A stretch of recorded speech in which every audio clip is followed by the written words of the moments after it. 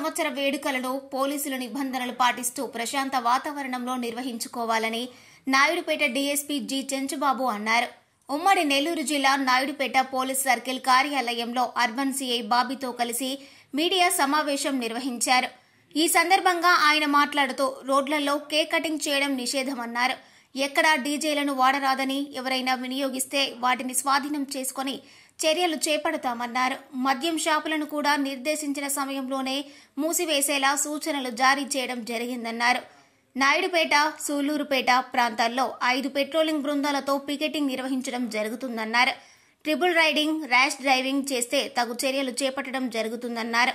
మద్యం సేవించి వాహనాలు నడిపితే 10,000 రూపాయల వరకు జరిమానాలు విధించడం జరుగుతుందన్నారు. ప్రజలంతా కుటుంబ సభ్యులతో ప్రశాంత వాతావరణంలో నూతన సంవత్సర వేడుకలను నిర్వహించుకోవాలని సూచించారు.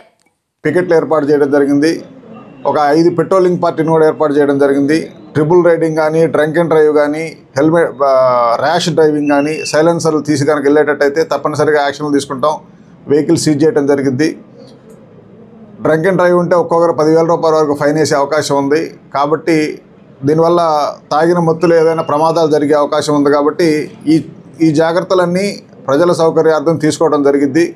యూత్ ఎవరైనా సరే నూతన సంవత్సరాన్ని సాంప్రదాయబద్ధంగా జరుపుకొని గత సంవత్సరం మనం ఏం చేసాం, ఈ వచ్చే సంవత్సరం ఏం చేయాలి, ప్రణాళికలని ఆలోచించుకోవడానికి ఈ నూతన సంవత్సరాన్ని వాడుకోవాలి. కానీ అనవసరంగా చట్ట వ్యతిరేకమైన కార్యక్రమాలు, అనారోగ్యకరమైనటువంటి పరిస్థితుల్లో ఈ నూతన సంవత్సరాలు జరుపుకోవద్దు.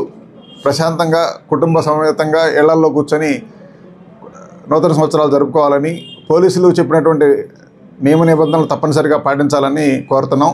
ఇది దాన్ని కనుక వైలేట్ చేసినట్టయితే చట్టపరమైన చర్యలు తీసుకోవడం జరిగింది. ఇదంతా ముందు జాగ్రత్త చర్యగా అందరికీ తెలియజేస్తున్నాం. ఇది తప్పనిసరిగా పాటించాలని కోరుచున్నాం.